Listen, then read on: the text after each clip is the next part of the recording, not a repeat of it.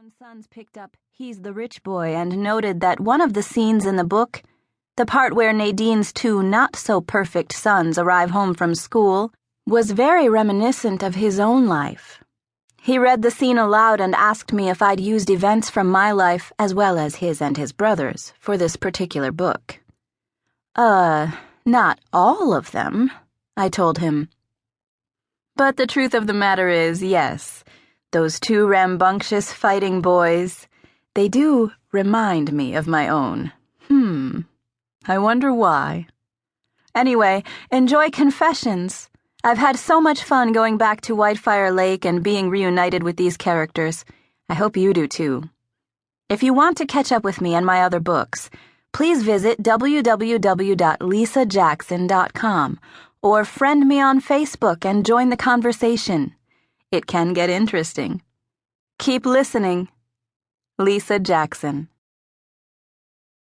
He's the Rich Boy. Prologue. Whitefire Lake, California. The Present. Nadine Warren rubbed the kinks from the back of her neck and considered taking a bubble bath to soothe her stiff joints. How long had it been since she'd allowed herself the luxury of an hour soaking in a tub of hot water? Years. She simply didn't have the time. With the tiring job of cleaning other people's houses, a smaller business on the side that she was trying to get off the ground while single-parenting two rambunctious preteen boys, there didn't seem to be a minute she could call her own. Such is life, she told herself pragmatically. She carried her mops and pails and boxes of wax and cleansers into the house and stashed them inside the cupboard near the back door of her small cabin. The house wasn't much, but it was paid for, and the land it rested on the south side of the lake, would be valuable someday. She was counting on it. This small plot of land was her investment for the future. Her boy's education, and nothing, not heaven or hell, would take it from her. She'd been robbed of the education promised to her, and ever since then she'd vowed to herself that her children wouldn't have to make that particular sacrifice. And she wouldn't be as foolish as her father and believe in a rich man's dream. She scowled and refused to think about the wealthy bastard who had swindled her father. She'd put all her hopes and dreams into this little piece of real estate. Even though the prime properties were located on the north shore of Whitefire Lake, soon enough there would be no more land for wealthy people to build dream homes, and they would have to search elsewhere, most likely on the south side. Nadine was convinced that there would come a time when water frontage upon Whitefire Lake would all be worth a pretty penny. At least she hoped so. That was why, when she and her ex-husband, Sam, had divorced, she'd fought like a terrier to keep this old cottage.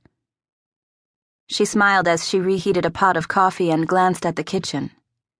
Large enough for a table pushed against one wall, the cozy room boasted a few pine cabinets, a small expanse of wooden counter, and one window surrounded by red gingham curtains that matched the 3 placemats stacked beneath the napkin holder, and salt and pepper shakers on the table. Not much, but all she could afford. In addition to the kitchen, there was a living room, single bath, 1 bedroom, a large pantry converted into her sewing room and office, and a loft with bunk beds for the boys. Not exactly the Ritz, but comfortable enough, and what John and Bobby lacked in creature comforts was surpassed by the fact that they lived practically in the wilderness, with the lake a bare 20 yards from the front porch. Frogs, deer, rabbits, squirrels, raccoons, and birds were in abundance. Her children, whether they knew it or not, were far from deprived. They should be returning soon, she thought, and glanced toward the road. Each day after school they rode their bikes to a neighbor's house where they stayed until Nadine arrived home. John was old enough to protest being babysat, but both boys were too young to fend for themselves even for a few hours. Pouring coffee into a mug, she wondered how things would have worked out if, as she'd hoped, Turner Brooks, a rancher she worked for, had shown her the least bit of interest.